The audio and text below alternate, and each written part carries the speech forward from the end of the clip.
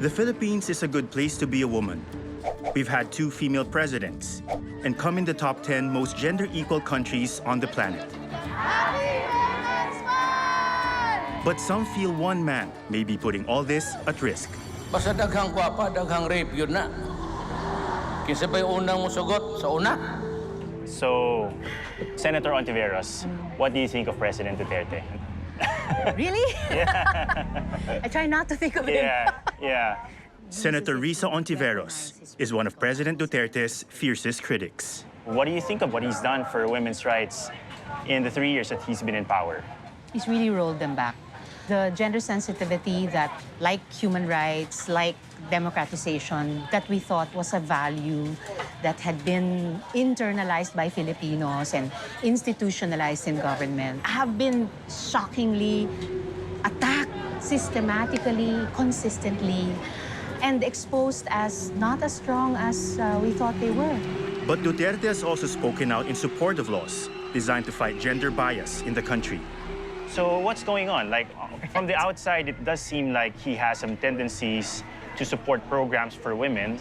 Yes, he has that track record of some progressive ordinances for women. What could account for that is his sheer populist style of governance, where support was generated for such ordinances. Then he allowed the ordinances to pass. He pays lip service to them until now.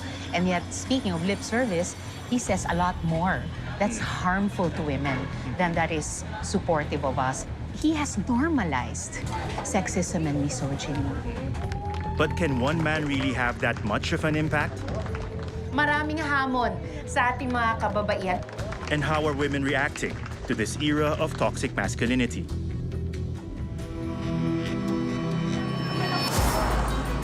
My name is Atom Araullo. As a journalist, I've covered breaking news across the Philippines. This time, I'm traveling across the archipelago. I explore a country undergoing dramatic change.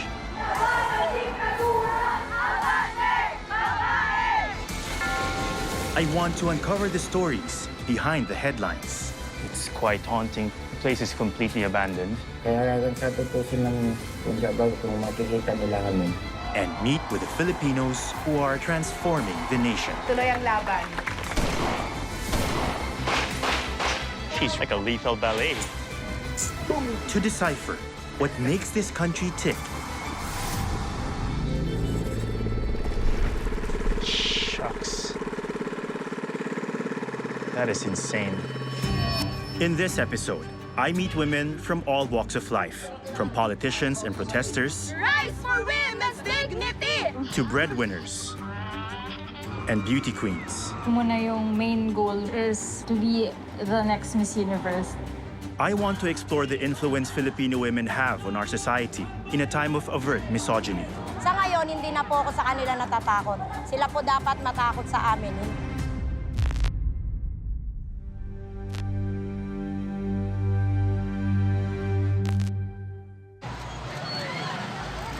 Since Rodrigo Duterte became the Philippine president in 2016, he has rarely been out of the headlines. His unorthodox leadership has gained worldwide attention, particularly some of his statements about women. May babae. Unsa nakagunit og armas? Sila aron dito. He's joked about rape. Kung pakialaman mo siguro yung Miss Universe, maybe I would even congratulate you for having the balls to rape somebody. And he's told anecdotes about assaulting his maid. I tried to touch what was inside the panty. She woke up, so I left the room. The president is a polarizing figure amongst women. Some see him as a dangerous misogynist, while others support him for being a strong-willed leader. I want to explore the effect his rhetoric is having on the women of the Philippines.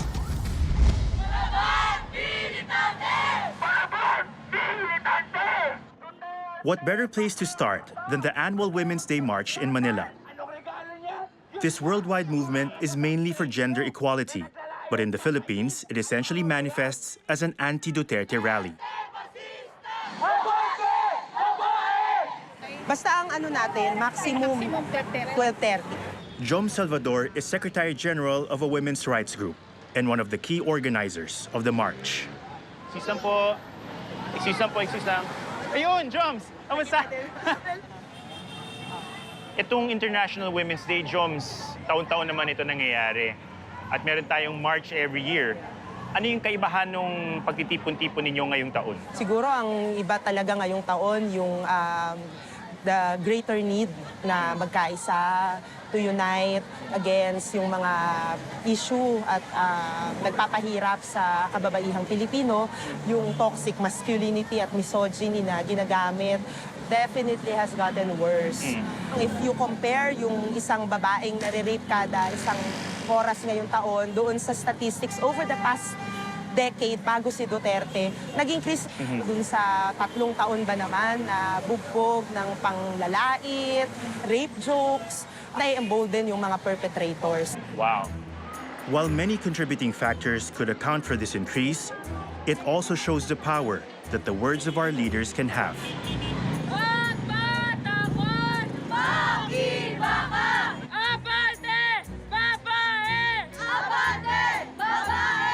These women are angry and want to see some heads roll. Gusto lang namin malaman kung ano yung ginagawa ninyo ngayon.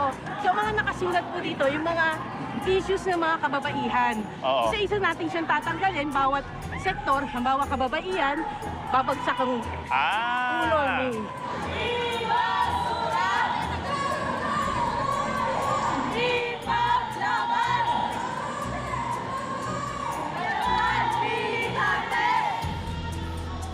So this is a little bit different from what people would consider as artistic expression. So bakit kayo nagagawa ng ganito? Kung nakikita natin na, di ba, na si Duterte, napakarami niyang atake sa kababaihan. So pang-rape niya dun sa katulong nila, yung pag-kiss niya sa napakarami ng supporters.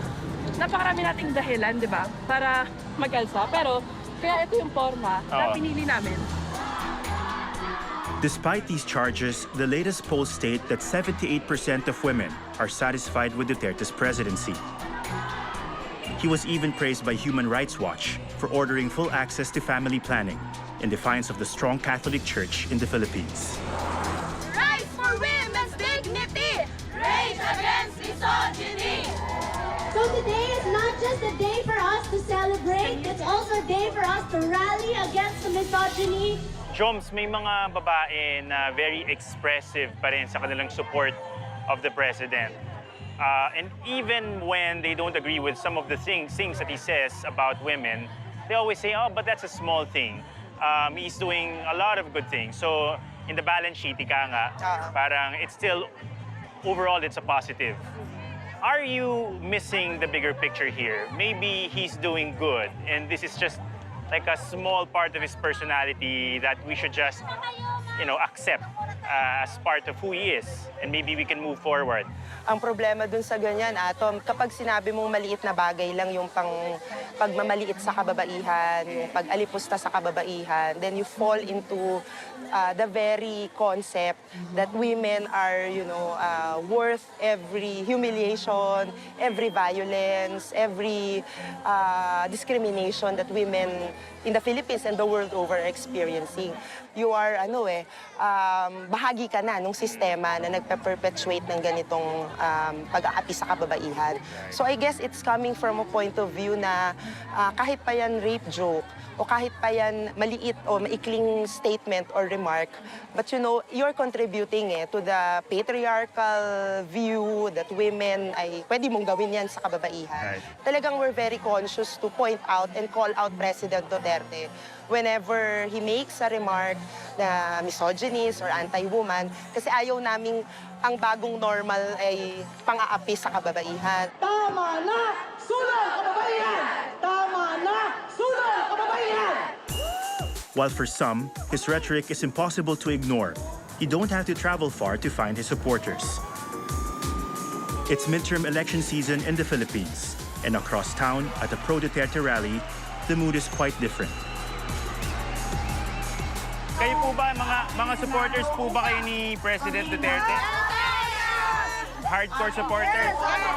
Oo. Galing, masipag, matalino! Higit sa lahat, may may dignidad! Bakit kayo supporters ni President Duterte?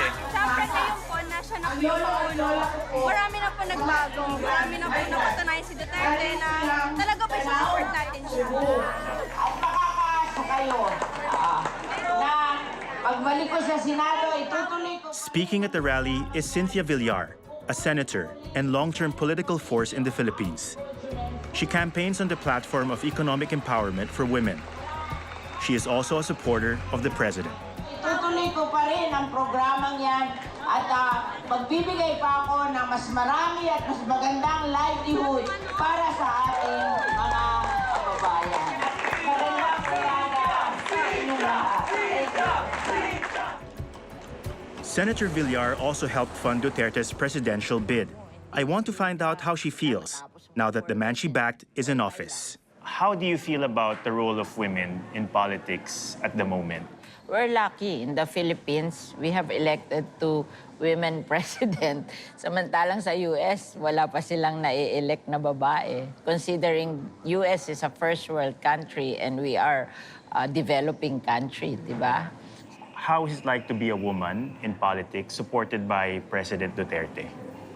Mabait siya sa mga babae. Sabi nga niya in one of his speeches, hindi nga daw siya natatakot sa mga anak niyang lalaki, pero doon kanyang dalawang anak na babae, takot siya dyan. Okay. And to think that he's a macho president. Yeah. But may mga sinasabi po yung president that is perceived as kind of sexist, ano? Mga rape jokes or even anecdotes that shock a couple of people. He was elected president at 71. By that time, miski ako, I will not be changing my ways at 71, di ba? But at the same time, some are concerned that as a president, if he says these things, it might normalize his kind of relationship with women. I think joking siya eh. Nagjo-joke siya eh, ang mga tao. Senator, aren't these jokes, even if they are jokes, aren't they dangerous? Hindi ko na-experience yun. And si President lang naman makaka-joke ng ganon. Other men will not do that. Yeah, So, get away with if it. you can get away with it, but the others cannot get away with it, you know. To understand why women who champion Duterte allow these double standards, I need to meet some diehard fans outside of politics. There are those good-mouth presidents pero wala namang nagawa.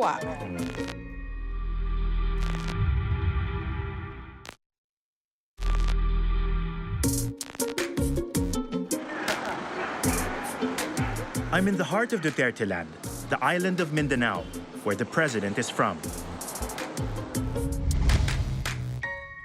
I've arranged to meet Cici and Gladys. Morning. Hello, How are good you guys? morning. Good, thank you. How are Nice you? seeing you. I'm afraid I'm not dressed for the occasion, but we'll make do. I'm joining them as they take their morning exercise. Not bad, You're not bad. sitting? They're members of a Duterte supporters group made up of local women who campaign for the president and organize charity events in his name. Ano yung nagawa ni President for women that you guys really support? I respect him. I really like the way he's running the country. There are those good-mouth presidents pero wala namang nagawa. Nagbe-benefit kami. Right. Nagbe-benefit ako at maraming taong nagbe-benefit. Yeah. Just so grateful na binigyan tayo ng president like him Yeah. dahil may ginagawa. If you guys had like a magic wand and you could make President Duterte's, let's just say, foul words or foul mouth go away, would you do it? Yeah, I will. Talaga? Yeah. So, kumbaga, you acknowledge that it's problematic for some people when he For talks like some that. people, yes. Yeah. Nauunawaan namin yung pagmumura na yun. Kasi parang expression lang yun. Tsaka hindi siya ganun. These women believe that Duterte is misunderstood. To get a better sense of how they understand him, I'm joining the group at their monthly dinner. Hello. I was expecting some vigorous conversation, but silence greets me as I arrive. Parang ano parang kayo nakakita ng multo. Silent all of a sudden. Guys, Can we seldom see faces like this? that's very flattering. So would you guys call yourselves diehard Duterte supporters? Yeah, you can call us that. What do you mean by diehard?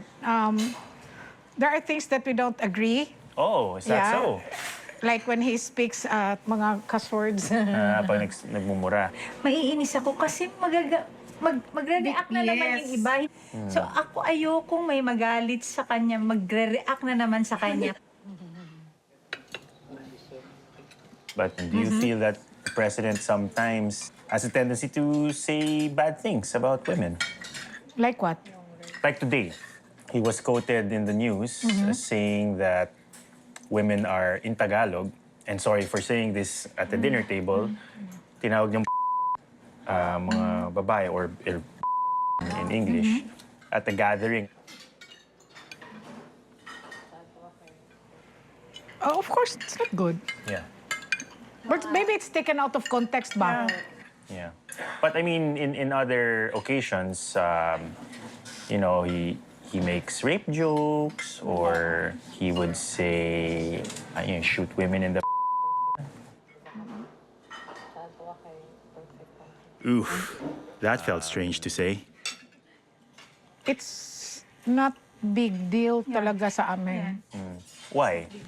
We look at his performance more than his mouth.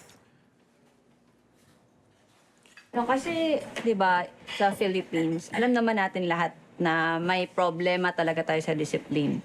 Hindi talaga tayo, let's say, naturuan ng mga proper way on how to do things. So, with Duterte, I think he is just like disciplining us. Like, iron fist yung sinasabi nila. You cannot just solve it sa mga sweet talk or smooth na mga usap-usap. So, he's just making an example. So if you were to give him a scorecard, maybe 1 out of 10, how would you rate his performance so far? 11. Wow! Galing, May bonus pa. Really? In a nation where the rule of law is not always upheld, these women are willing to forgive a lot if it means Iron Fist Duterte is at the helm, keeping order. However, no place in Philippine culture are the lines between objectification and empowerment more blurred than in the world of beauty pageants. It's a cause that Duterte has backed enthusiastically. Any beauty contestant is an opportunity for you to represent your country, to advance women empowerment to a greater audience. The Philippines is crazy about beauty pageants. We're the top winners of international titles, ranking world #1 in the official standings, with fans celebrating competitors like they're Olympic champions.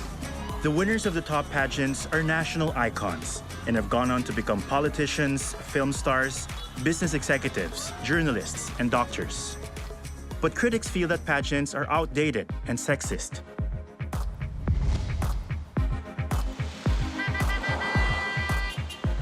I'm in Manila to enter the world of beauty pageants. Hello! And meet a beauty queen trying to make it in this ultra-competitive industry. Atom. Shannon. Hello! And I hope so. For 2 years, Shannon has juggled her day job in marketing with pageant training at night. Yes. The training naman po kasi is after my work, which is usually 6 p.m. to midnight. Pero for me kasi I train every day para masanay na yung katawan ko sa masakit na heels. Right. She's currently preparing for Miss Caloocan, one of the thousands of local pageants held across the Philippines. Why? What's the interest with the pageants? Actually, when I was a kid, I tried entering a small school pageant. Tapos medyo nahilig na. Nakasanayan ko. Gusto ko every year sumasali ako ng beauty pageant. Beauty pageants start early in the Philippines, with contests for kids as young as 5. Very nice. Thank you. This is my very first sash. And you could make it a lifelong career if you compete in the Gandang Lola pageants for the over 60s. In preparation for her big event, I'm joining Shannon for training with her coach, top queen maker, Rogil Flores. 1, 2, 3, go. Rogel has run his beauty boot camp for over 20 years. And go. His is an elite academy behind some of the Philippines' biggest international successes. Pull. Then throw. And go. 1, 2, 3, 4. What's happening here? This is for muscle memory. This is called the duck walk. It's an exercise for developing your core and to develop long strides. These are You all look marks taller of a on beauty queen. stage if you have long steps. Like a gazelle. Yes. So beauty queen is not just defined by her beauty. What is important is performance. And you're going to try it. Why not? And throw. Throw. Then stand again. Step again. Ah, hips. You can do it. Throw. Ah. You can throw more. Throw. Last. Mercy. And then throw. Good job. Ah, that was really hard. It's like a We're sweating a lot. medieval form of torture. Let's go. I'm just thankful I'm not in heels. This set of exercises was created by Rogel to give his recruits an edge in the competitions. I want to find out what Rogel thinks of pageant critics. Some people say in this day and age, beauty pageants still represent, the objectification of women. Beauty pageants have evolved talaga. Nagkakaroon na siya ng social dimension. There are a lot of pageants which are advocacy-driven. There are pageants that advocate for women empowerment. Beauty pageants are stepping stones into greater career moves for women. So much respect is given to women dito sa society natin. I think extension ng pageants yan. People look up to them, they put them into the pedestals. Why do you think Filipinos are so gaga Over beauty pageant. over beauty pageants? It's ingrained in their culture. Wherever you go, there are fiestas, and the highlights of the fiestas are the crowning of the festival queen. These fiestas were introduced as religious festivals by our Spanish colonizers in the mid-1800s, where beautiful women were chosen to represent virtues like faith and purity. When the Americans came to our shores, they brought with them salesmanship, using carnival queens to promote produce from different regions. But the late 1960s is when the love affair really ignited, when the country won its first Miss Universe title. We love anything and everything beautiful. Gusto ng mga Pinoy. We are used to having somebody that represents beauty, that we look up to. The training isn't just physical. The women have to be eloquent on big topics as well. Racism, to focus more on our similarities rather our differences. This is an image of extrajudicial killing. Let's have more personality questions. Patricia. The word I got was juvenile delinquency. Well, you can't just hope for world peace these days. Very nice. We followed Shannon coming here. Do you think she's ready for the competition? She's ready. We're doing everything. She's still training with us. So when it comes to the most crucial time, the pageant night, she will really shine on stage and bag the title of Miss Caloocan. This is Shannon's last training session before her big night. And I'm about to find out that the world of competitive pageantry isn't always pretty. Go, go, go.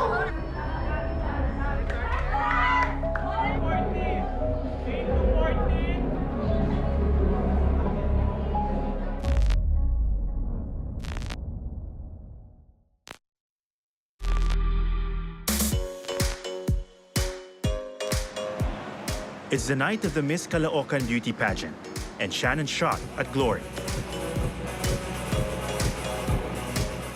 How many guests are you expecting today? This is around 3,000. Wow. This is the makeup area. Hello, everyone. Good luck. Man, this is quite hectic. Few countries take their beauty pageants as seriously as in the Philippines. Here, they're a source of national pride and a multi-million-dollar industry to boot. If Shannon wins tonight, she could take home close to $2,000 US. In a country where the average annual income is just over $3,500, it's not something to be taken lightly. Do you feel any pressure right now? Nung start, masyado akong na-overwhelmed to the point na I almost lost myself. Ano ba talagang gusto ko? Pag nandun na ako, pinanghinaan ka ng loob na mas maganda kasi siya, mas kilala kasi siya compared sa akin, mas maganda yung advocacy niya. So parang iniisip ko, hindi mo kailangan maging isang ibang tao. You just need to be yourself and you need to be more confident about yourself.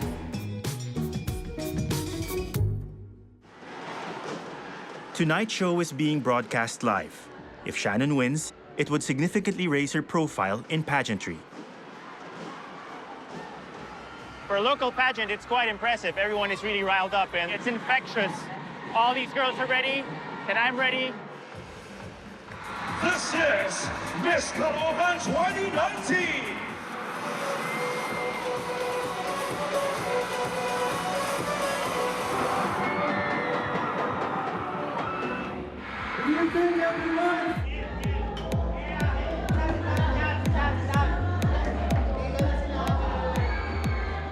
What you're seeing on stage is just the tip. It's just a glamorous part, but this looks like an F1 pit stop.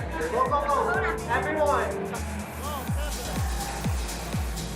Coaching may help with stage presence, but being in front of 3,000 people in a bikini is another thing altogether. 3 costume changes in. Shannon and 4 remaining women have made it to the final round and are about to showcase the other side of training. Caloocan City, here are your top 5.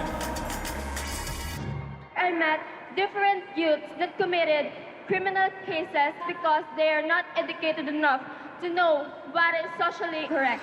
To influence the youth, to make them realize that everything is nothing without our parents when they grow up.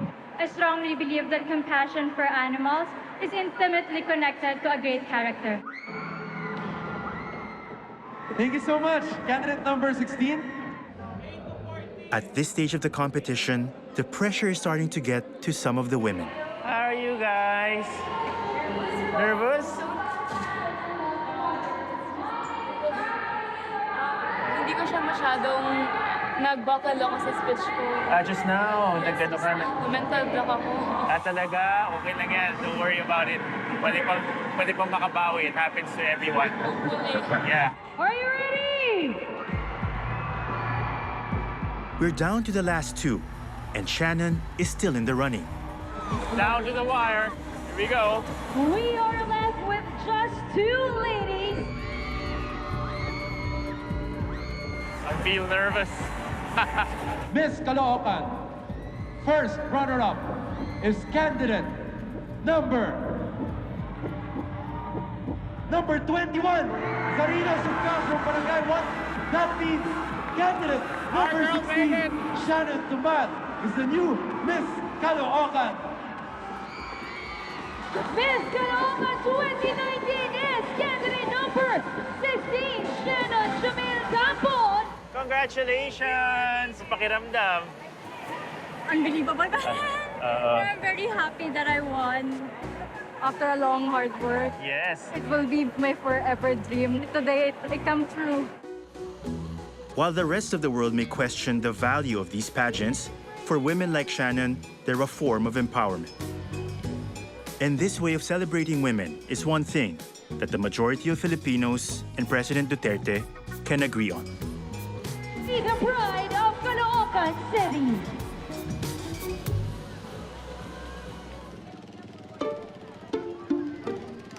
There's another group of women, venerated by the country and the president alike, but for very different reasons. We honor our overseas Filipino workers who, while enduring the hardships of working away from their homeland, have contributed to our national development. Due to a lack of jobs at home, over 5 million Filipino women work abroad as overseas Filipino workers, or OFWs. And the president is immensely popular amongst them. For Duterte, they're an important vote bank. over 70% of OFW supported him in the presidential elections. And he does all he can to appeal to them. The Philippine government is working hard to make working abroad a choice, not a necessity for Filipinos. Even promising to bring them back to the Philippines. Hi! With domestic work being the biggest sector for these women, I've enrolled in training to better understand the difficult choices they face. Ooh, wow!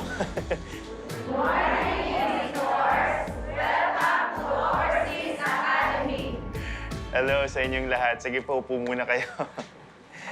That's very nice. How about debate? Once qualified, these women will not only keep their families afloat, they will also become part of the crucial Filipino diaspora that send home over $32 billion a year, or 10% of the country's GDP. Ano yung mga design natin pwede natin gawin doon? Mga fan, meron fan, then flower. Dito na po natin nalalaman na mayroon palang procedure. So, ngayon mag-actual na po tayo. So, dito muna tayo With the lecture out of the way, it's time for the practical.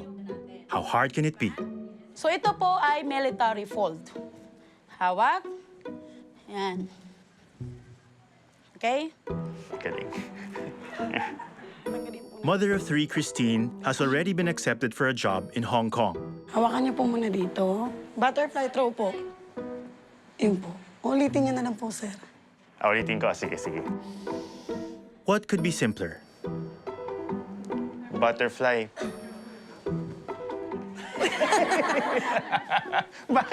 Bakit lumili ko pag ako? Come on, do it. Yes! Oras niyan is 5 minutes. 5 minutes na dapat? Shucks. Corner to center.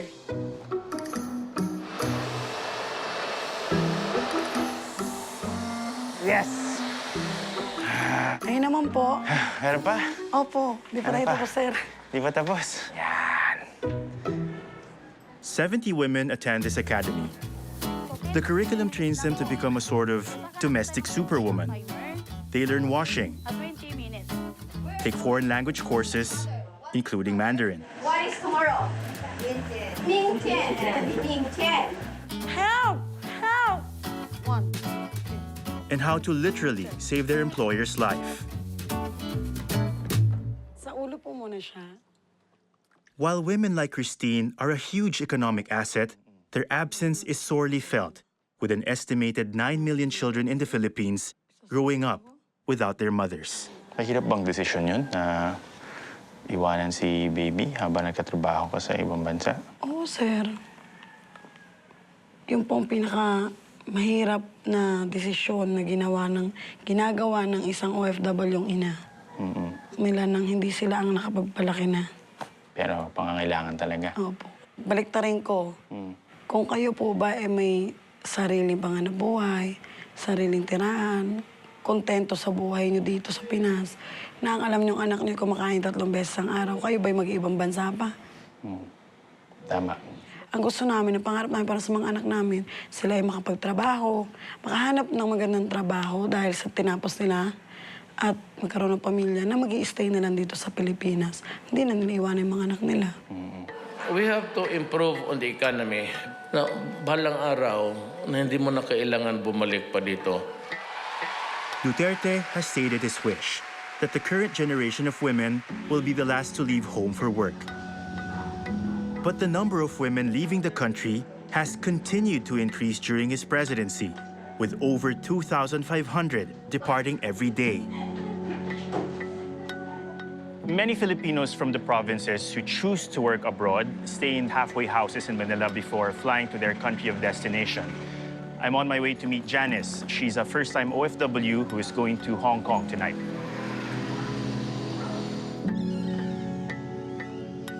Janice? Si Janice? Hi, Janice! Janice, mother of 4, is a college graduate who had a string of good jobs in her home city of Cebu, but still found it difficult to make ends meet. First time dito lang nila abroad? Yes. Yun yung visa mo, ha? Okay. Thank you. Thank you and good luck. Nasa 4th floor. When a domestic worker abroad can earn more than a police officer or nurse at home, it becomes clear why so many women, even those with university degrees, decide to leave the country. Yung iba naman is ano. Papasok po, okay lang? So dito pa ako nagstay, sir. Andito na lahat. Buong buhay mo nandito sa maletang ito. Yes, hindi lang buong buhay ko, pati buhay ng mga pamilya ko, andito din sila. Is that a letter? O sila lahat. Ito naman sa youngest ko, ayan, may mga drawing. That's so sweet. Ano daw? Ma, happy birthday, Ma. I love you very much. Oh, there's a crying emoji. Oh. Meron pa siya mga kiss mark, ha? Kaya nga, so ganun sila ka-sweet. Gusto nilang dadalhin ko. Para daw, hindi ko sila makakalimutan. So how long are you going to be with this employer? Siguro mga 8 to 10 years. Wow, long time. Janice's youngest would be 18 when she returns, going through her teenage years without her mother. Yung pinaka-goal lang naman namin is yung makapagtapos sila sa pag-aaral. Kasi yung anak ko, hindi naman sa... Siyempre may mga ambisyon ng mga anak. And then, yun nga, yung babae ko kasi, she want to be a nurse. So hanggat kaya ko, then go. Why not? Right, yeah. The emotional cost versus the financial reward is something each of these women wrestle with. Hi, Shine. Love you. Despite Duterte's election promise to create more employment in the country, under his presidency, the average number of jobs created annually is at its lowest since 1987. All right, ready? As long as jobs are scarce, women like Janice will leave to help their family. Bye, Janice. Ingat. Sige. Thank you. Bye-bye.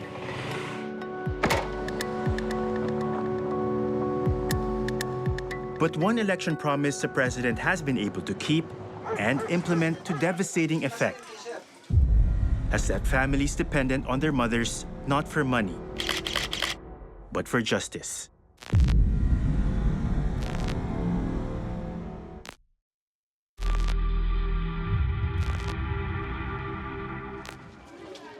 I'm in Bagong Silang, an impoverished area on the outskirts of Manila.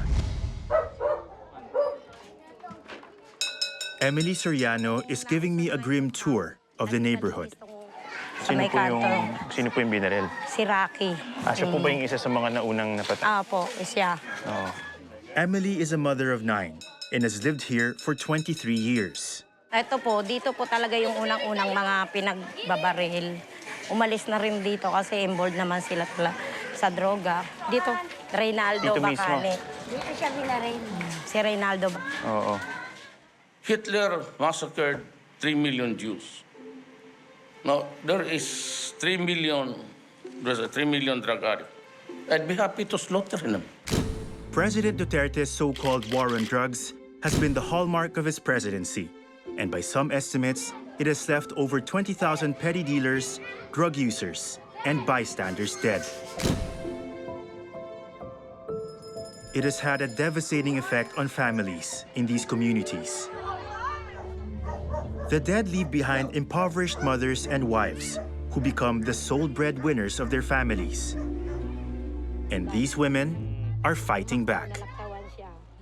Nakita ko po, wala na pong buhay, naliligo na po sa sariling dugo. Emily's 15-year-old son was one of 7 to die in the same shooting in December of 2016. She believes the police were behind the killings. Nag-aaral po siya nung grade 8. Masakit po sa akin yung nung gabi na mangyari na yun. Hindi ko po talaga makakalimutan nung makita ko yung mga bata ron sa loob ng bahay. Di bali po yung death penalty nilang sinasabi ni Presidente Duterte, ayun na rin po yun eh. Hinusgahan niya na rin po kagad mamatay yung tao. These women worry about the repercussions of speaking out. But despite the risks, Emily rallies the local women to come forward, testify, and take their cases to court. Hi, nice to meet you po. Hello po. The women are planning to join a protest tomorrow to speak out against the drug war killings. mabigyan na po ng katarungan ng pagkamatay ng mga mahal namin sa buhay.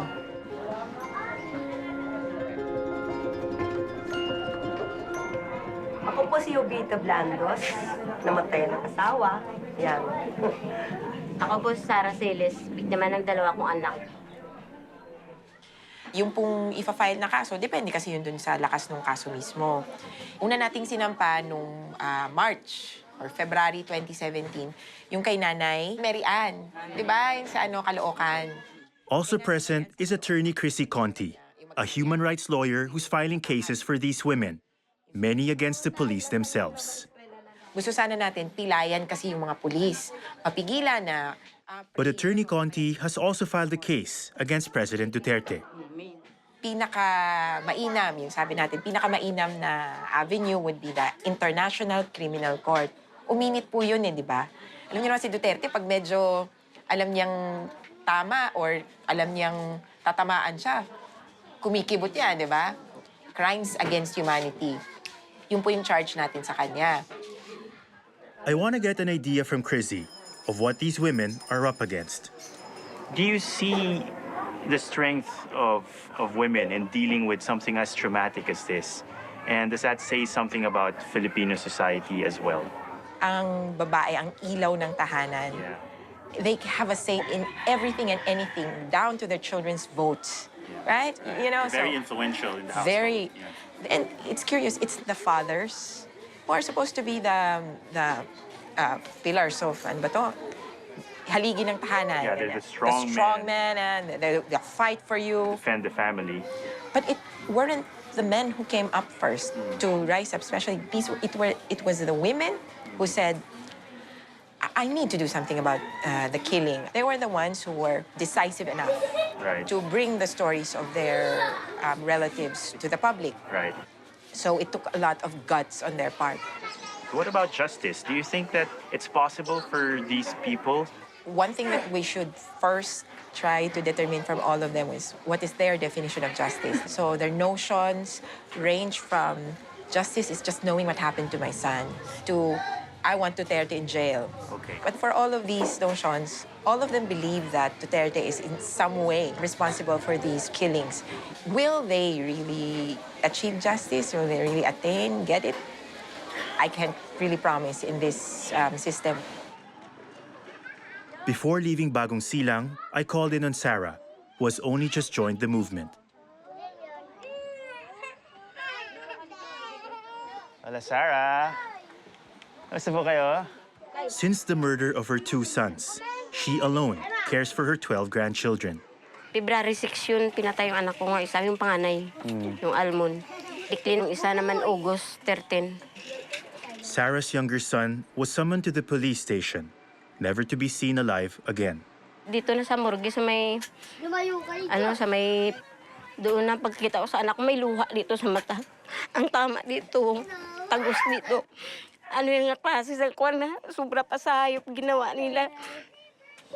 Wala naman kasalanan na anak ko.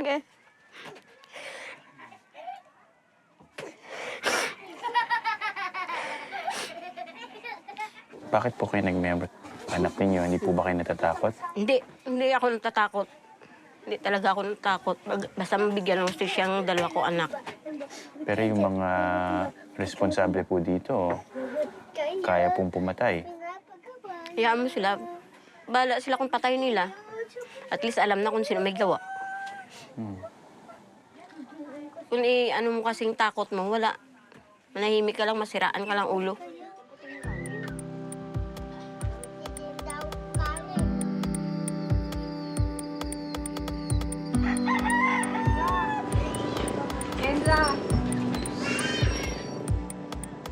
It's 6:30 in the morning in Bagong Silang, Caloocan, and I'm on my way to meet Nanay Emily, Sarah, and the other mothers as they make the journey to Central Manila for a day of protest.